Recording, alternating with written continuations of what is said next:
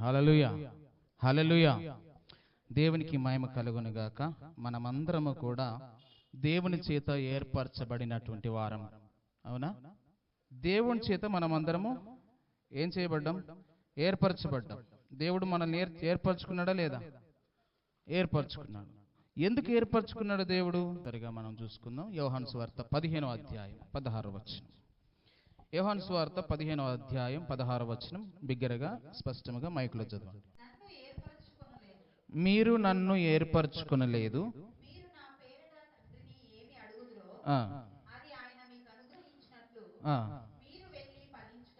మీరు వెళ్ళి ఫలించుటకును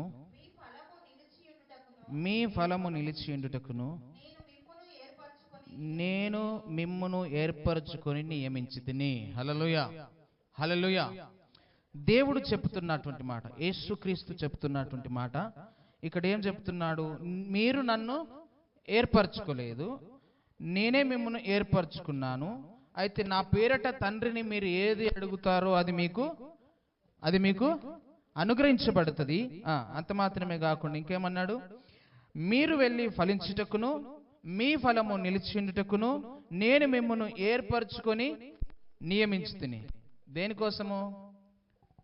దేనికోసం చెప్పండి ఇప్పుడు? ఫలించుట కొరకు దేవుడు మనల్ని ఏర్పరచుకొని నియమించాడు. ఫలించుట కొరకు. హల్లెలూయా కదా. అంటే ఫలం అంటే మనం ఇంతకు ముందు చూసుకున్నాము. ఏ ఫలం గురించి చూసుకున్నాము? ఒకసారి ఆత్మ ఫలం గురించి చూసుకున్నాం. ఓకే, మంచిది. ఇంకా ఫలం అంటే ఇంకేం ఫలము? ఆత్మ ఫలము. ఓకే, మంచిది. ఇంకా దేవుడు మనల్ని ఏర్పరచుకున్నది, నియమించింది ఫలించి అభివృద్ధి పొందండి అని చెప్పడానికి చెప్పిండు. ఫలించడానికి ముఖ్యంగా మనల్ని ఏర్పరచుకున్నాడు. ఫలించడం అని అంటే ఈ లోక సంబంధమైనటువంటి ఆశీర్వాదాలు కాదు. ఏ లోక సంబంధమైనటువంటి ఆశీర్వాదాలు దేవుడు మాకు ఇచ్చిండు మేము ఫలించడం అనేది కాదు. దేవుడు కోరుకునే ఫలం ఒకటి ఉన్నది, అది ఆత్మ ఫలం. ఇందాక మనం మాట్లాడుకున్నాం, అది ఇంతకు ముందే మనం మాట్లాడుకున్నాం. అయితే దేవుడు ఫలించుమని చెప్పాడు. మొదటిగా దేవుడు మాట్లాడినటువంటి మానవునితో మాట్లాడినటువంటి మొదటి మాట ఏంటిదంటే ఫలించు. దేవుడు మానవునితోటి మొట్టమొదటిగా మానవుని చేసిన తర్వాత దేవుడు మాట్లాడిన మొదటి మాట ఏంటిదనంటే ఫలించు అన్నాడు. మీరు ఆ మాట చదవండి. ఆది కాండము 1వ అధ్యాయము 28వ వచనం. ఆది కాండము 1వ అధ్యాయం 28వ వచనం. ఎట్లనగా మీరు ఫలించి అభివృద్ధి పొంది విస్తరించి భూమిని నిండించి దానిని లోపరుచుకోండి. చాలు. దానికంటే పైన జలరాశులకు చెప్పాడు, తర్వాత పక్షులకు చెప్పాడు, తర్వాత మానవునికి చెప్తున్నాడు. ఏమనంటే మీరు ఫలించండి. ఇక్కడ ఈ ఆది కాండంలో చూసేటువంటి ఫలము ఏ ఫలం? అది ఈ లోక సంబంధమైనటువంటి ఫలం. ఏంటిది అది? మీరు ఫలించండి, అభివృద్ధి పొందండి, విస్తరించండి అని చెప్తున్నాడు. అయితే దేవుడు మనల నుంచి ఒక ఫలం కోరుకుంటున్నాడు, అది ఆత్మ ఫలము. మనం ఇందాక ఎప్పుడో చూసుకున్నాం దాని గురించి, మళ్ళీ దాని గురించి నేను మాట్లాడను. కానీ మన క్రైస్తవ జీవితంలో మనము యేసు ప్రభును నమ్ముకున్నప్పటి నుంచి మనం ఏమైనా ఎదుగుతున్నామా? దేవుని కోసం ఏమైనా ఫలించుచున్నామా? ఫలం అనేటువంటి మాటను మనం చూస్తే, ఫలించు అనేటువంటి మాట దాదాపుగా 34 సార్లు మనం చూస్తాం. ఫలించు ఫలించు ఫలించు ఫలించు అనే మాట 34 సార్లు చూస్తాం. ఫలించి అనే మాట 10 సార్లు చూస్తాం బైబిల్ గ్రంథంలో. ఫలించి అనే మాట. తర్వాత మనం ఫలించుట అనేటువంటి మాట 3 సార్లు ఉంది.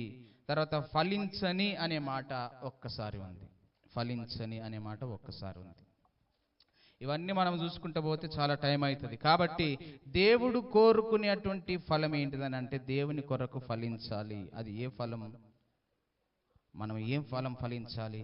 రోమీయులకు రాసిన పత్రిక 7వ అధ్యాయం 4 నుంచి 6 వచనాలు చదువుదాం. రోమీయులకు రాసిన పత్రిక 7వ అధ్యాయం 4 నుంచి 6 వచనం. నా సహోదరులారా, మనము దేవుని కొరకు ఫలము ఫలించినట్లు మృతులలో నుండి లేపబడిన క్రీస్తు అను వేరొకని చేరుటకై మీరును ఆయన శరీరము ద్వారా ధర్మశాస్త్రము విషయమై మృతులైతిరి. ఎలయనగా మనము శరీర సంబంధులమై ఉండినప్పుడు మరణార్థమైన ఫలము ఫలించుటకై ధర్మశాస్త్రము వలనైన పాపేచ్ఛలు మన అవయములలో కార్యసాధకములై ఉండెను. హల్లెలూయా. ఫలములు రెండు రకాలు. మొదటిది ఏం ఫలం? ఆత్మఫలం. తర్వాత రెండోది ఏం ఫలం? ఇక్కడ ఉంది కదా, ఇక్కడుంది. ఏం ఫలం ఉంది అక్కడ? మరణార్థమైనటువంటి ఫలం అంటే అది పనికిరాని ఫలం. ఒకప్పుడు మనము మరణార్థమైనటువంటి ఫలం ఫలించడానికి ధర్మశాస్త్రంలో ఉన్నటువంటి వాటిని మనం అనుసరించాం, దానిని మనం వెంబడించాం. పాపేచ్ఛలు మన అవయములలో కార్యసాధకమై ఉండెను. అయితే ఇప్పుడైతే దేవుని కొరకు ఒక ఫలం ఫలించాలి.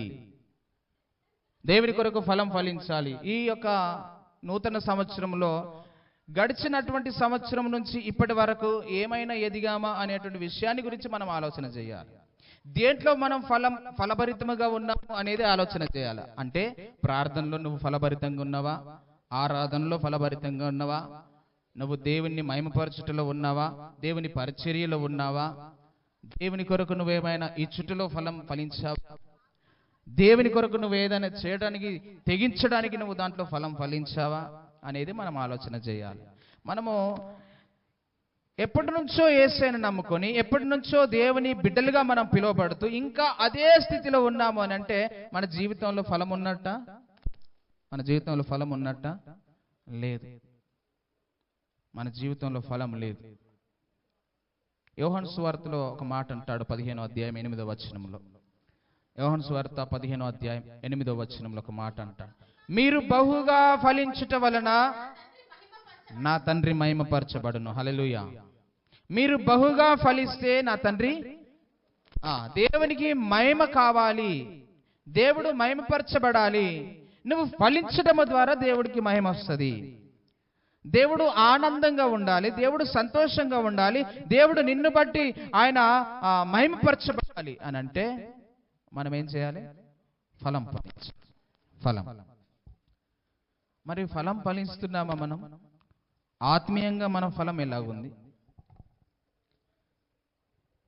మనం సంఘములో ఏ విధంగా మనం వాడబడుతున్నాం?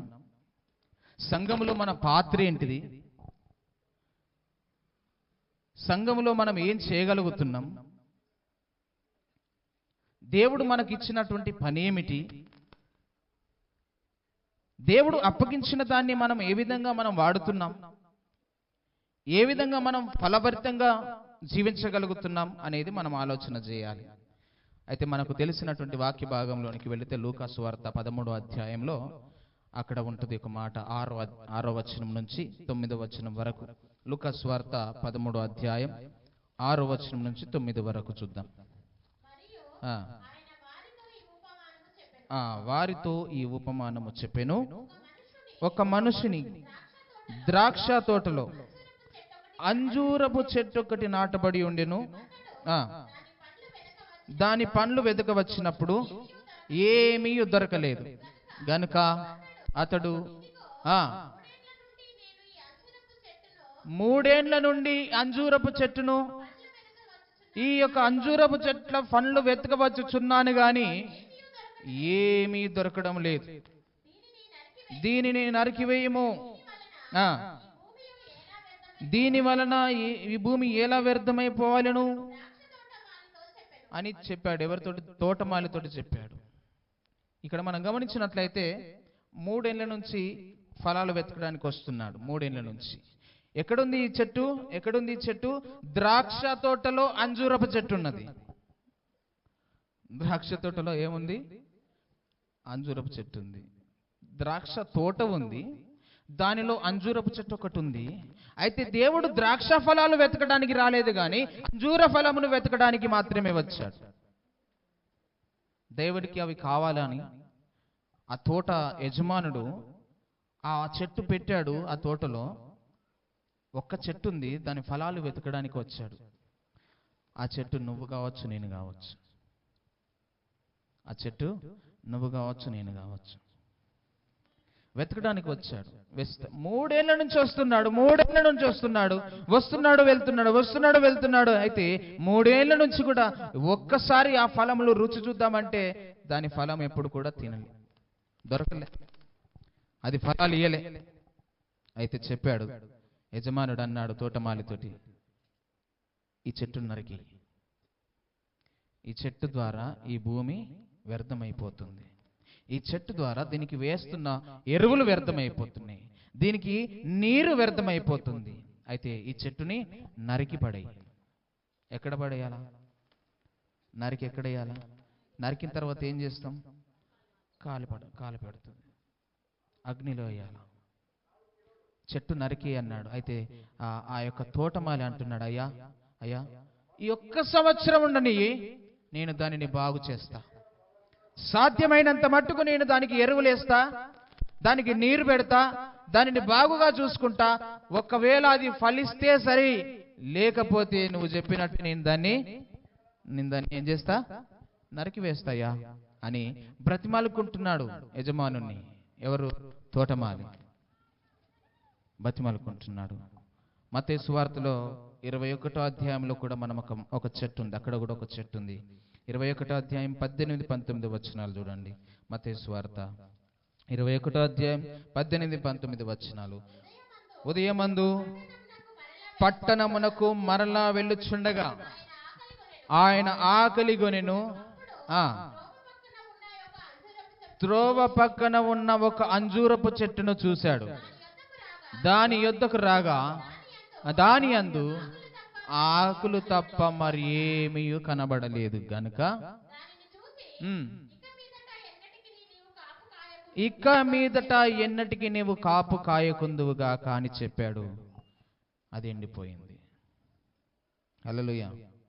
ఆ చెట్టు తక్షణమే ఎండిపోయింది.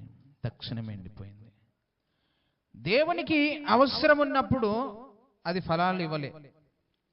చెట్టు అయితే పచ్చగా కనిపించింది. ఆయన ఆకలికొని ఉన్నప్పుడు ఆ చెట్టు దగ్గరికి వెళ్ళాడు, ఏమైనా దొరుకుతాయేమోని. ఒక ఫలం కూడా లేకపోతే ఆయన దానిని శపించినట్టుగా చూస్తున్నాం. యెషయా గ్రంథంలో కూడా 5వ అధ్యాయంలో అక్కడ కూడా మనం చూస్తే 1వ వచనం నుంచి 6 వచనాల వరకు మనం చదువుకుందాం. యెషయా గ్రంథం 5వ అధ్యాయం 1వ వచనం నుంచి 6 వచనాలు. నా ప్రియుని గురించి పాడెదను వినుడి, అతని ద్రాక్ష తోటను బట్టి నాకిష్టుడైన వాని గురించి పాడెదను వినుడి. సత్వ భూమి గల కొండ మీద నా ప్రియునికొక ద్రాక్ష తోట ఉండును. ఆయన దానిని బాగుగా త్రవ్వి రాళ్లను ఏరి అందులో శ్రేష్టమైన ద్రాక్ష తీగలను నాటించెను. ఏ తీగలివి? ఇంకా శ్రేష్టమైన ద్రాక్ష తీగలు. చెప్పండి, ఏ తీగలు? శ్రేష్టమైన ద్రాక్ష తీగలు ఏం చేశాడు? ఆయన నాటించాడు. తర్వాత ఏమైంది? దాని మధ్యను బురుజు ఒకటి వేయించి ద్రాక్ష తొట్టిని తొలిపించాడు. ద్రాక్ష పండ్లు ఫలింపవలనని ఎదురు చూచుచుండెను గాని అది కారు ద్రాక్షలు కాచెను. ఇదేందండి? ఆయన పెట్టినది ఏ ద్రాక్ష తీగలు? శ్రేష్టమైన ద్రాక్ష తీగలు పెట్టాడు. కానీ పండ్ల కాలం వచ్చేసరికి ఏ పండ్లు కనబడుతున్నాయి? అక్కడ కారు ద్రాక్షలు కనబడుతున్నాయి. అనగా చేదు, పనికిరాని ఫలాలు కనబడుతూ ఉన్నాయి. మీరు మీ తోటలో ఏదైనా మంచి చెట్టు నాటితే దానికి చేదు ఫలాలు వస్తే మీరు ఏం చేస్తారు? చెప్పండి. ఇది కొనేటప్పుడు అక్కడ అమ్మేవాడు ఏం చేసిండు? మంచిదమ్మా, మంచిదని ఇచ్చిండు, మంచి పళ్ళు కాస్తుంది, దీని పళ్ళు తింటే చాలా తీయగుంటాయి, చాలా శ్రేష్టమైనది ఇది అని చెప్పి మనకు అమ్మిండు. మనం మోసపోయినాము. ఇన్ని రోజులు దీన్ని పెంచినాము, దీనికి నీళ్లు వేసినాము, ఎరువులు వేసినాము, ఇదంతా వ్యర్థమైపోయింది. ఇది కారు ద్రాక్ష ఫలాలు ఇచ్చింది, ఇది చేదు కాయలు కాసింది, ఇది చేదు ఫలములు ఇచ్చింది, ఇది పనికిరానిది అయిపోయింది అని చెప్పి దాన్ని ఏం చేస్తాం? మనము నరికి వేస్తాం. చదవండి, అక్కడే చదవండి. ద్రాక్ష ఫలాలు ఫలించును,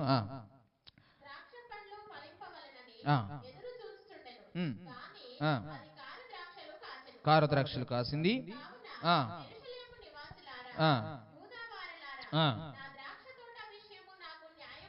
నా ద్రాక్ష తోట విషయమై నాకు న్యాయము తీర్చవలెనని మిమ్మల్ని వేడుకొనుచున్నాను.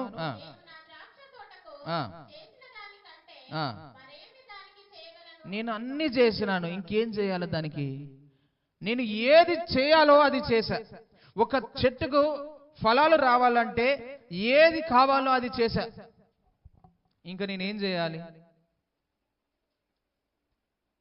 మంచి ద్రాక్ష ఫలాలు ఇస్తుంది అనుకున్నా, మంచి ఫలాలు, శ్రేష్టమైన ఫలాలు వస్తాయి అనుకున్నా. ఇది ఫలించాలి అనడానికి నేను ఏది కావాలో అన్నీ కూడా చేశా. సమయానికి నీళ్లు అందించా, సమయానికి ఎరువులు అందించినా, అది చెట్టు ఎండిపోకుండా దాన్ని జాగ్రత్తగా భద్రముగా దాన్ని పశువులు మేయకుండా నేను చాలా జాగ్రత్తగా దాని చుట్టూ కంచె వేసి కాపాడినా. కానీ జరిగినది ఏంటి? కారు ద్రాక్షలు ఇచ్చింది. నేను ఇప్పుడు ఏం చేయాలి? నేను ఇంకేం చేయాలి దీని గురించి అని యజమానుడు అడుగుతున్నాడు. చదవండి. కనిపెట్టినప్పుడు కారణం ఏమిటి? నేను అన్ని బాగానే చేసిన కదా, నేను ఏం తక్కువ చేయలేదు కదా, దీనికి కావలసినవన్నీ చేశాను, అసలు కారు ద్రాక్షలు కావడానికి కారణం ఏమిటి అని ప్రశ్నించుకుంటున్నాడు. 5వ వచనం.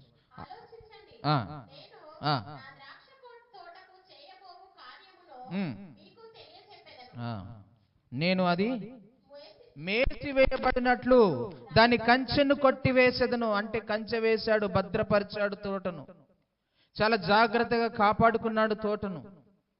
ఇప్పుడు ఆయనకి ఏమైంది? కారు ద్రాక్షలు కాసినందున తోట యజమానునికి దాని మీద ఇష్టము పోయింది. మనము కూడా అంతే చేస్తాము కదా. పనికిరాని చెట్టు ఎందుకు ఉంచుతాం? మనం ఉంచుకుంటామా? ఉంచుకోము. ఆయన కూడా అదే చేస్తున్నాడు. దీనిని మేసివేయినట్లు దీని చుట్టూ ఉన్న కంచెను నేను తీసివేస్తాను, కొట్టివేస్తాను.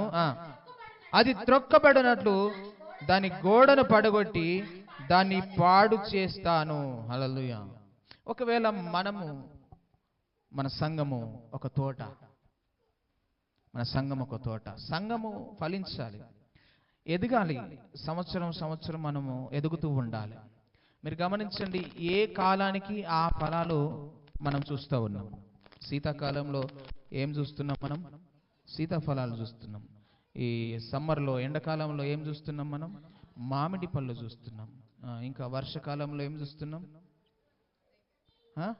రేగు పండ్లు చూస్తున్నాం, ఇంకా జామ పండ్లు చూస్తున్నాం. ఇట్లా ఏ కాలానికి ఆ ఫలములు దేవుడు మనకి ఇస్తున్నాడు. ఇస్తున్నాడా లేదా? ఇస్తున్నాడు. ఆయనకి స్వార్థం లేదు, ఆయనకి స్వార్థం లేదు. మనము ఆరోగ్యంగా ఉండాలని, మనం వాటిని భుజించాలని, వాటిని తిని దేవుని స్తుతించాలని దేవుడు మనకు కావలసిన కాలములో, ఏ కాలానికి ఆ ఫలాన్ని దేవుడు మనకు అందిస్తూ ఉన్నాడు. అయితే దేవుడు కూడా మన దగ్గర నుంచి కోరుతున్నాడు, నీకు అన్ని ఇస్తున్న దేవుడికి నువ్వు సంవత్సరం ఏ ఫలం ఇస్తున్నావు? నువ్వు ఏం ఫలం ఇస్తున్నావు, ఇవ్వగలుగుతున్నావు? ఒక సంవత్సరం మనం ఫలించలేదని అంటే 2వ సంవత్సరం అయినా మనం ఫలించాలి. పోనీ 2 సంవత్సరాలు ఫలించలేదు అని అంటే 3వ సంవత్సరం అయినా అభివృద్ధికి రావాలి. పోనీ 3 లేకపోతే 4వ సంవత్సరంలోనన్నా రావాలి.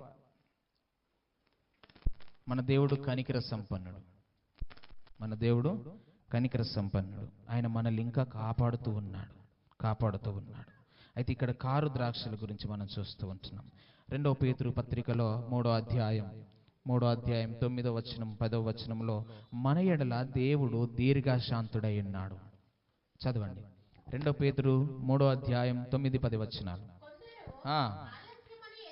కొందరు ఆలస్యమని ఎంచుకొనున్నట్లు ప్రభువు తన వాగ్దానమును గూర్చి ఆలస్యము చేయవాడు కాదు, ఎవడును నశింపవలెనని నిశ్చయింపక అందరూ మారు మనసు పొందవలెనని కోరుచు మీ ఎడల దీర్ఘశాంతము గలవాడై ఉన్నాడు. హల్లెలూయా, హల్లెలూయా. మన ఎడల దీర్ఘశాంతము కలిగినటువంటి దేవుడు మన దేవుడు. మనం ఫలించాలని కోరుతున్నాడు, మనం ఎదగాలని కోరుతున్నాడు. మన ఫలాలు దేవునికి కనబడాలని దేవుడు కోరుతున్నాడు. ఎవరైనా, ఇప్పుడు మనమైనా ఒక చెట్టు నాటిందంటే దాని సమయానికి ఫలాలు చూస్తాం, మనం ఎదురు చూస్తాం, ఎప్పుడు ఇది ఫలం ఇస్తుంది, ఎప్పుడు ఇది మనం తింటాం అనేది ఎదురు చూస్తూ ఉంటాం. దేవుడు కూడా అంతే, మనకు కావలసిన ఫలము దేవుడు ఎప్పుడైతే మనకు ఇస్తున్నాడో మనము కూడా దేవునికి ఫలాలు ఇవ్వాలి అని దేవుడు కోరుకుంటున్నాడు. అయితే ఏ ఫలము? ఏ ఫలము?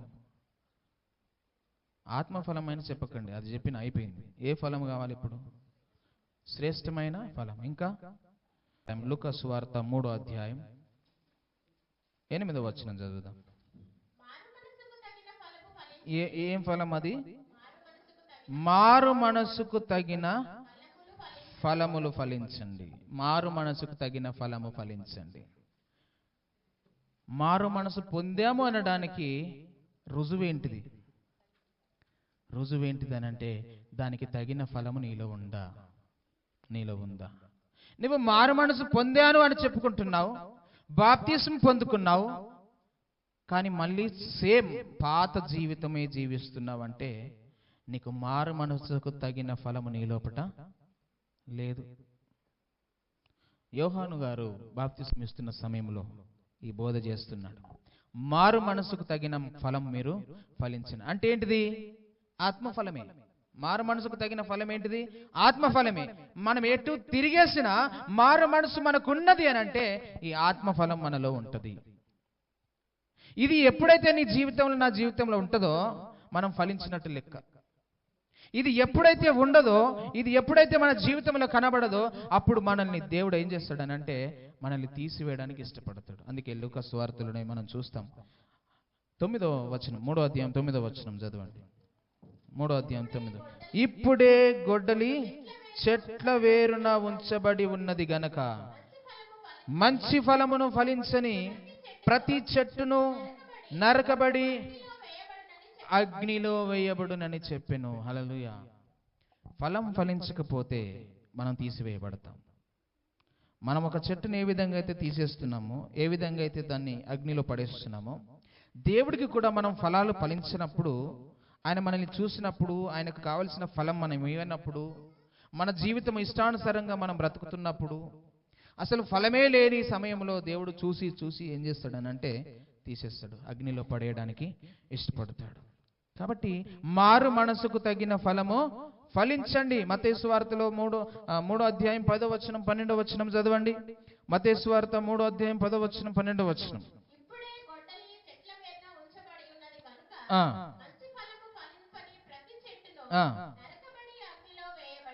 12వ వచనం. ఆయన చేట ఆయన చేతిలో ఉన్నది, ఆయన తన కళ్ళమును బాగుగా శుభ్రము చేసి గోధుమలను కొట్టులో పోసి ఆరని అగ్నితో పొట్టును కాల్చివేయనని వారితో చెప్పాను. హల్లెలూయా. ఏం చేస్తున్నాడు దేవుడు? చాట పట్టుకున్నాడు. దేనికోసం? మీరేం చేస్తారు? మీ పంట పండిన తర్వాత మీరు వడ్లను ఏం చేస్తారు? తూర్పురబడతారు కదా, తూర్పురబడతారు. గాలికి ఇట్లా పోస్తూ ఉంటే అక్కడ గట్టి గింజలన్నీ కింద పడతాయి, తాళంతా పొట్టంతా ఇక్కడ దూరమున వెళ్ళి పడుతుంది. ఈ గట్టి గింజలను గాలిచేస్తామా, పొట్టును గాలుస్తామా? మనము పొట్టును గాలిచేస్తాం, గట్టి గింజలన్నీ మనం దాచుకుంటాం. అయితే ఆయన కూడా చేట పట్టుకొని రెడీగా ఉన్నాడు, దాంట్లో మనందరినీ వేసి ఇట్లా తూర్పురబడతాడు. ఎవరు గట్టి ఎవరు పొట్టు అనేది చూస్తాడు. నువ్వు మంచిగా ఫలిస్తే గనక నువ్వు గట్టి గింజలాగా ఆయన దగ్గర ఉంటావు. నువ్వు ఫలించకపోతే గనక పొట్టులాగా అగ్నిలో పడవేయబడి కాల్చబడతావు. అందుకనే యోహాను సువార్తలో ఒక మాట ఉంటుంది, 15వ అధ్యాయంలో 5వ వచనం చదువు. 5వ వచనం. ఎవడు నాయందు నిలిచియుండునో, నేను ఎవని యందు నిలిచియుందునో వాడు బహుగా ఫలించును, నాకు వేరుగా ఉండి మీరేమి చేయలేరు అంటున్నాడు దేవుడు. హల్లెలూయా. ఆయన ఎక్స్ప్లెయిన్ చేస్తున్నటువంటి మాట ఏంటంటే, నేను నిజమైన ద్రాక్షవల్లిని, తీగలు మీరు. తీగలు దేనితో ఉంటే ఫలిస్తాయి? చెట్టుతో ఉంటే ఫలిస్తాయి. అయితే నేను నిజమైన ద్రాక్షవల్లిని, నా తండ్రి వ్యవసాయకుడు, మీరు తీగలు, అయితే మీరు నాతో ఉంటేనే మీరు ఫలిస్తారు, నాకు వేరుగా ఉండి మీరేమీ చేయలేరు. దేవునితో మనం ఎప్పుడైతే సంబంధం కలిగి ఉంటామో, ఎప్పుడైతే మనము దేవునితో జతకల్చబడి జీవిస్తామో అప్పుడు మనం ఫలిస్తాం. దేవుడు లేకుండా మనం ఏదైనా చేద్దామంటే మన జీవితంలో ఫలం ఉండదు, మనం ఏమీ చేయలేం. దేవుడు లేకుండా నేను ఇది చేస్తా అది చేస్తా అంటే మనం ఓడిపోతాం, ఫలించం, ఎండిపోతాం. దేవుడు మనకు ఉంటేనే, దేవుడితో మనం ఉంటేనే మనం ఫలించగలుగుతాం. అందుకనే నాకు వేరుగా ఉండి మీరేమీ చేయలేరు, నాకు వేరుగా ఉండి మీరేమీ చేయలేరు. అయితే ఇప్పుడు ఏం చేయాలి? ఇప్పుడు ఏం చేయాలి? దేవునికి వేరుగా ఉండి ఏమి చేయలేం మనం. దేవునితో ఉంటేనే మనం ఫలిస్తాం. ఒకసారి మనం మొదటి వచనం నుంచి చదివితే, నేను నిజమైన ద్రాక్షవల్లిని, నా తండ్రి వ్యవసాయకుడు, నాలో ఫలింపని ప్రతి తీగను ఆయన తీసి పారవేయును, ఫలించు ప్రతి తీగ మరి ఎక్కువగా ఫలింపవలెనని దానిలోని పనికిరాని తీగలను తీసివేయును. హల్లెలూయా. నువ్వు ఫలించకపోతే నిన్ను మొత్తమే తీసేస్తాడు, నువ్వు ఫలిస్తే నీలో ఉన్న పనికిరాని తీగలను ఆయన తీసేస్తాడు, నువ్వు ఇంకా ఫలించడానికి. మన ఇంటి ముందు చెట్లుంటాయి, వాటి ఆకులు అప్పుడప్పుడు మనం తెంపేస్తాం. ఎందుకు? వాటి కొమ్మలు అప్పుడప్పుడు నరికేస్తాం. ఎందుకు? ఇంకా మంచిగా అది చిగురు పెట్టడానికి, ఇంకా ఎక్కడానికి, ఇంకా కొత్తవి రావడానికి మనం ఏం చేస్తాం? దానిలో ఉన్న పనికిరాని అన్ని. అందుకే దేవుడు కూడా అది చెప్తుండు. ఏమంటున్నాడు? మీరు ఫలిస్తే గనక ఫలించు ప్రతి తీగ మరి ఎక్కువగా ఫలించవలెనని, మరి ఎక్కువగా ఫలించవలెనని దానిలో ఉన్నటువంటి పనికిరాని తీగలను ఆయన తీసివేస్తాడు. మీరు ఫలించకపోతే మొత్తమే తీసివేయబడతాం, ఫలిస్తే పనికిరాని తీగలు. ఓకే దేవా, నేను ఫలించడానికి ఇష్టపడుతున్నాను, నాలో ఉన్న పనికిరాని తీగలు తీసివేయి అని నువ్వు ప్రార్థన చేస్తే తీసేస్తాడు దేవుడు. హల్లెలూయా. నువ్వు ఫలించడానికి ఇష్టపడితే, దేవా నేను ఫలించడానికి రెడీగా ఉన్నా, ఇదిగో నాకు ఫలించడానికి నేను ఉన్నాను, కానీ నేను ఫలించకుండా నాకు కొన్ని అడ్డంకులు ఉన్నాయి, వాటిని తీసేయి అని నువ్వు ప్రార్థన చేస్తే తీసేస్తాడు. అయితే ఇప్పుడు ఇంకా మనం ఏం చేయాలా? అయితే యోహాను గారు బాప్తిసం ఇస్తున్న సమయంలో అక్కడికి జనులు వచ్చి వారు అడుగుతున్నారు, ఇప్పుడు మేము ఏం చేయాలి? మేము ఇప్పుడు ఏం చేయాలి? 3వ అధ్యాయం లూకాసు వార్త 3వ అధ్యాయం 10వ వచనం. లూకాసు వార్త 3వ అధ్యాయం 10వ వచనం. జనులు అడుగుతున్నారు యోహాను గారిని. అందుకు జనులు, అలాగైతే మేమేమి చేయవలెనని అతనిని అడిగారు. ఇక్కడ చూడండి, జనులు వచ్చి ఆయన బోధ చేస్తున్నప్పుడు, ఆయన బాప్తిసం ఇవ్వడానికి ముందుగా బోధ చేస్తున్నాడు. ఆయన దగ్గరికి వచ్చినటువంటి వారిని సూటిగా నిలబెట్టి ప్రశ్నిస్తున్నాడు, మాట్లాడుతున్నాడు. సర్ప సంతానమా అని చెప్పి మాట్లాడుతున్నాడు. మీరు రాబో ఉగ్రతను తప్పించుకోవడానికి మీకు బుద్ధి చెప్పిన వాడు ఎవడు అని చెప్పి మాట్లాడుతున్నాడు.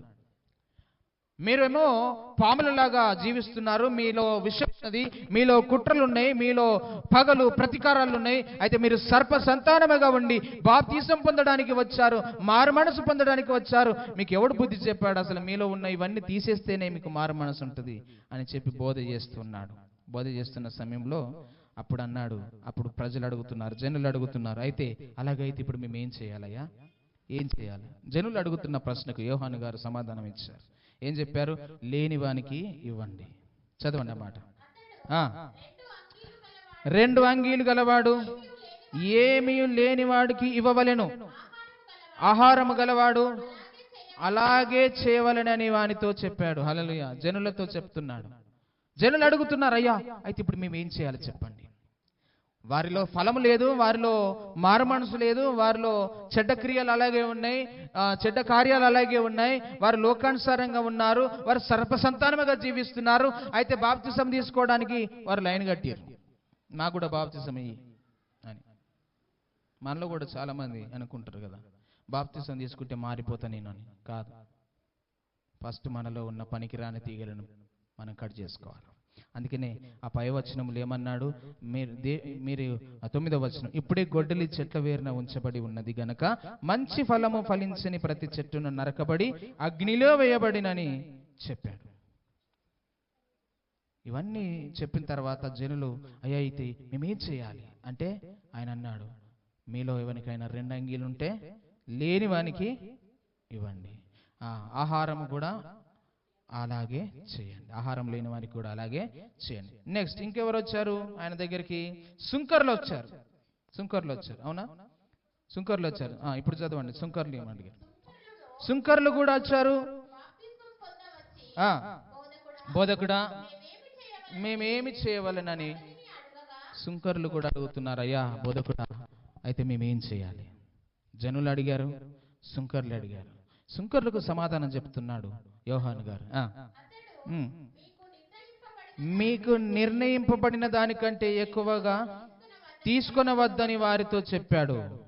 మీకు నిర్ణయింపబడిన దానికంటే ఎక్కువ మీరు తీసుకోవద్దు అని ఎవరికి చెప్తున్నాడు? సుంకర్లకు చెప్తున్నాడు. రైట్. ఇంకొకటి, సైనికులు వచ్చారు. సైనికులు సైనికులు కూడా అడిగారు. అందుకు మీరు ఎవరిని బాధ పెట్టద్దు, ఎవని మీద అపనింద వేయొద్దు, మీ జీతములతో తృప్తి పొందియుండుడని వారితో చెప్పి. మీరు బాధ పెట్టకండి, అపనింద వేయకండి, మీకు వచ్చిన జీతములతోటి మీరు తృప్తిగా ఉండండి. మారు మనసుకు తగిన ఫలం అంటే ఇదే. మారు మనసుకు తగిన ఫలం అంటే ఇదే. మనము మన దగ్గర 2 ఉంటే లేనివానికి ఒకటి ఇవ్వాలి. మన దగ్గర 2 ఉంటే లేనివానికి ఒకటి ఇవ్వాలి. తర్వాత ఏం చెప్పాడు? మనకు కలిగి ఉన్న దానితో మనం తృప్తిగా ఉండాలి. తర్వాత ఏం చెప్పాడు? ఎవరిని బాధ పెట్టొద్దు, ఎవరి మీద అపనింద వేయొద్దు, మీకు వచ్చిన జీతంతో మీరు సరిపెట్టుకోండి. మారు మనసుకు తగిన ఫలం ఇది.